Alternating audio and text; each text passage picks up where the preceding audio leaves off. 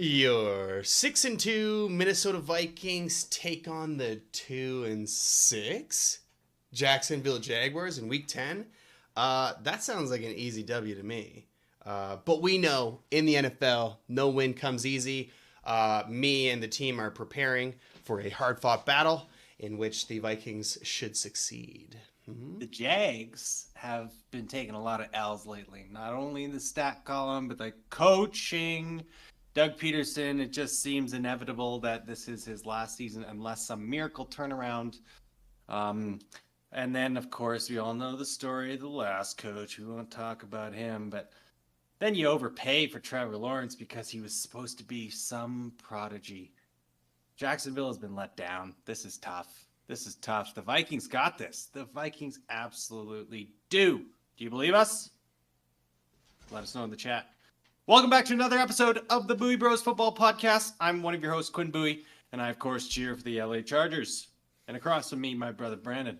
And I cheer for the Minnesota Vikings. Boom, boom, boom. That's right. Okay, Week 10. Wow, we are deep. This will be the 9th game of both of these teams because both have hit the bye. We got inverse records, 6-2, 2-6. And if you look at it straight up, I believe we're favored by 4 points. But that's pretty generous towards the Jags, if we're being honest here. But it is an away game. Okay, yeah. Yeah, it's an away game. So I think this is the first of our 3 away game stretch here, which will be tough. But starting it off with the Jags, 3 in a row? I believe it's 3 in a row. I believe it is 3 in a row. And so winning these 3 games will be essential. Jags, they're a tough team. Like, they've got great players on the team.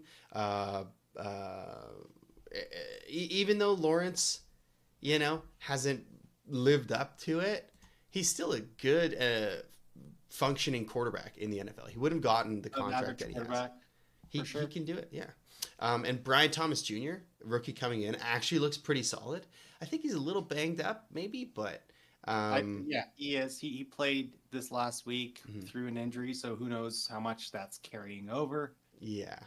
ETN hasn't been very great, but he could have a game, right? Like, he's one of those guys that, again, is a good functioning running back in the NFL. He can play hard and play well. So these aren't people that we can look past. But on paper, we should be able to win. So, you look at the team and they've got names. When you look at their offense, they've got Trevor Lawrence. They should have Christian Kirk. They've got Brian Thomas Jr. Gabe Davis shows up for 200 yards every now and then.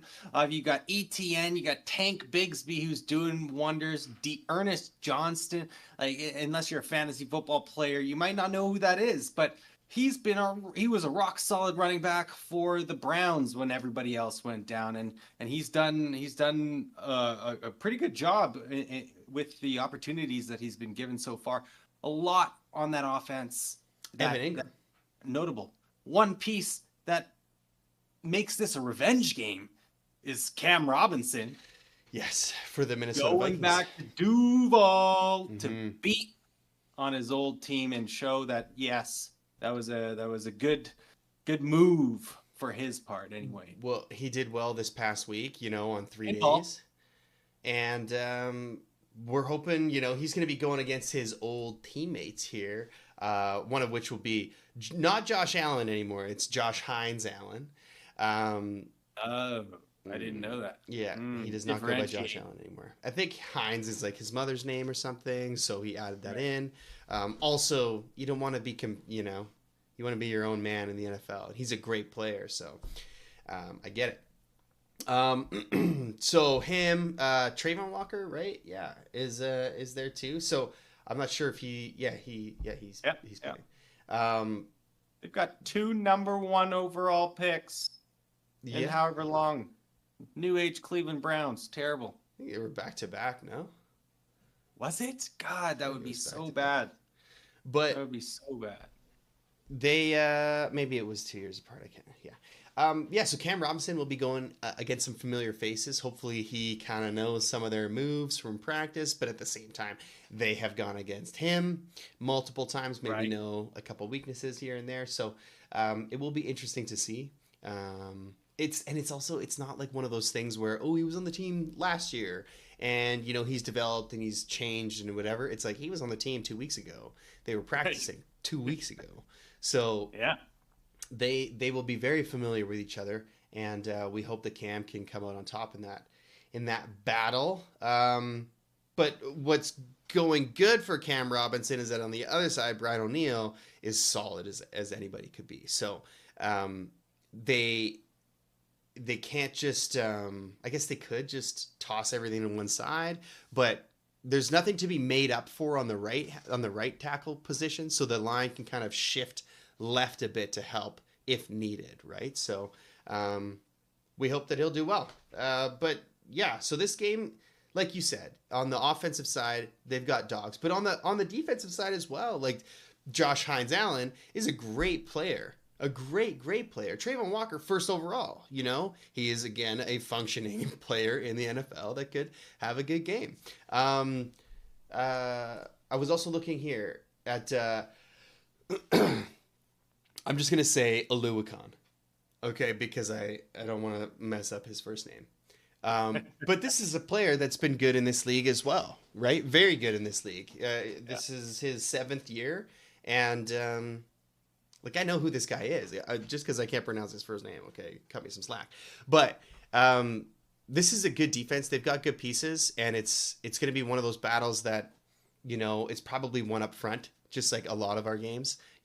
Establishing the run game again. Aaron Jones, beast, and Cam Akers actually came out and did great last week as well. For his limited snaps, he had a lot of explosive plays. So hopefully we can get that again, so that when Aaron Jones gets some rest on the sideline, we don't just lose our entire run game. But this past week, Hawkinson coming back and having all 3 of our stud pass catchers, it felt really, really good. And so I think that the team can kind of build off of that, build a little bit more rapport with Sam Darnold, with having so many great options. Again, Josh Oliver had a great game last week too. So we've got a lot of these skill position players that can drive the ball and help our team be successful. Anytime. So it's a lot for any defense to kind of handle, right? Even we always talk about Jefferson, but the rest of the team is great as well. So our offense has a chance to kind of blow this game open. They also have the most points scored against them. Ooh, hold on.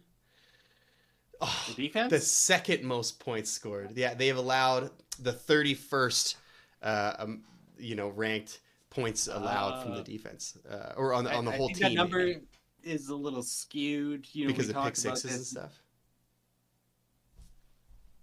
Wait, what do you mean? No, yeah, because you guys are such an offensive powerhouse where you score so many points that the team end up having to resort to like big play metrics and trying to score the ball more often. So it's garbage time points as well. For sure. I'm talking, that the Jags have allowed the second most amount of points, right? So our offense has the bonus. Exactly. That's what I'm saying. So their defense is allowing, almost the most points in the NFL. They're at 252. I'm not sure what last place has, but I bet you it's not too far off. So we have a chance to kind of blow this game open with our offense, right? I think that the offense, if it is going to be explosive, it's going to be against a team like this that allows a lot of points to come from the opposing offense. So we are very excited. Junior. What's that? Your linebacking core, Ivan Pace Jr. Yes. What is their coverage skills here? So what is your safety cut? Your safeties are pretty solid, actually. Safeties are awesome. The only reason why I ask, those 2 position groups are going to be heavily involved in trying to cover Evan Engram. Mm-hmm. Forgot to mention him on the offense. Mm-hmm. I don't know how on earth I forgot to do that, but he's an absolute baller out there. Finally healthy when he gets to Jacksonville. He was supposed to be this new wave of tight end when he was over in the Giants. But that's going to be a tough cover, and that's where I think the ball is going to be going to quite a bit as they evolve without Christian Kirk out there, with Gabe Davis just disappearing as he does.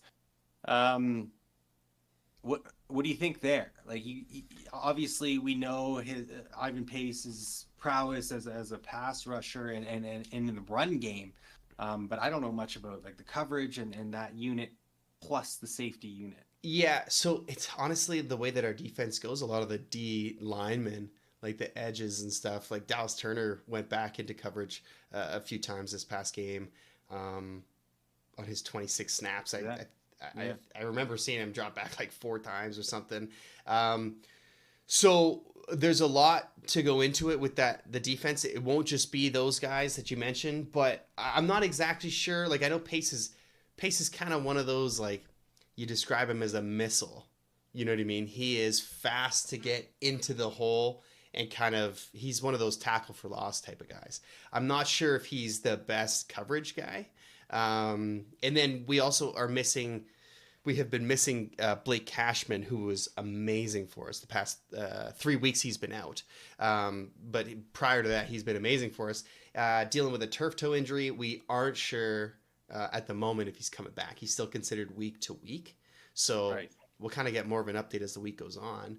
But if Cashman's back, I feel very good about it, right? Like, obviously, Evan Ingram's going to kind of get his, but the defense and they've been known to let up some yards, but they've also been known to stop drives when needed, right? So this last week, they kind of came in clutch after 2 weeks of, not being the best. And like, to your question, I think that the safeties, because a lot of the guys play up. A lot of the time we've got 8 guys on the line and they drop back. And so because of that, that's kind of that area that the tight ends will thrive in, is right there. So there's going to be a lot of bodies there already causing confusion with who's dropping back, who's not, that maybe you won't have that quick pass to Evan Ingram because you don't know if the guy next to him is dropping back to cover or not. So you can't make the assumption that you're going to throw over someone if that someone's going to turn around and be able to catch the ball. So maybe it takes away some of that just with the scheme. Yeah, he's going to, I don't see him not getting his 6 catches. You know what I mean? Right? Yeah. Could be garbage time. Could be, he's going to get his. You never know. Right? But yes, if our defense is on, we're going to crush it. But yeah. And there's no reason to say that they won't be. Brian Flores, like, even in the games that you lost, right? Yes, you gave up some more points, but I feel like the way the game script was, everybody was scoring points, right? Mm-hmm. It wasn't just Brian Flores letting it down. It was a highly offensive minded game where lots of points are scored. And hey, it's the nature of the game. Brian Flores will, I believe, be able to figure out Trevor Lawrence, Doug Peterson, and this offense. No matter who's catching the ball, who's running the ball, this is a dysfunctional team right now in the NFL. Mm-hmm. And the Vikings got it. Got it. I think so too. If I'm going to do a score prediction here, it'll be a bigger one. It'll be something like, I think they score 10. Let's say they score 10. Which is being pretty generous. No, I was going to say the opposite. What's the other word? What's a different word? Being pretty stingy, being pretty confident in our defense. Yeah. I think 10, and the Vikings are going to score 33. Okay? It's going to be 33-10. That's a big difference. But this feels like a tune-up game. You know what I mean? Like, this feels like a get-right game.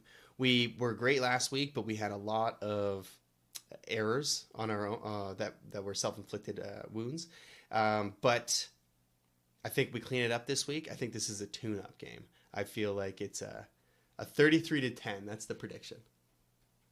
33-10. It's a big one. That's a big one. Hey. I believe you. I believe you. You've tried to be as objective in your predictions all season long. Vikings, incredible right now, and you're just gonna keep on rolling here. So starting with the Jags, then to the Titans. We'll talk about them a little bit later, and the Bears 3-game road streak. So it is. You looked it up. Yeah, that's tough, right? 3 away games in a row is tough. Absolutely, it's tough. Absolutely, it's tough. But then when you look at your opponents, you guys are road warriors pretty quick here. Hey, and of course, any given Sunday, never get complacent. Everybody's an NFL player here, but I don't think KOC does that. I don't think the team does that. Here we go, 33-10. That's your prediction. I'm following suit. I'll be right there with you in that score prediction because that would be awesome. To see. Yeah, that'd be awesome. Huge score for the Vikings. Defense doing its job. Amazing. Thank you so much if you're still with us. If you are a fan of the Minnesota Vikings or the LA Chargers or the NFL in general, let us know in the comments. We want to build a community. Please consider subscribing to the channel, liking the video, hitting that notification bell. Does help us out. Thanks so much. Brandon, send us off. Yes, it does. It helps a lot. Everybody, have a good week. Skol Bolts. Woo. Where'd he go? Skol Bolts! There you go. Okay. See you, everybody.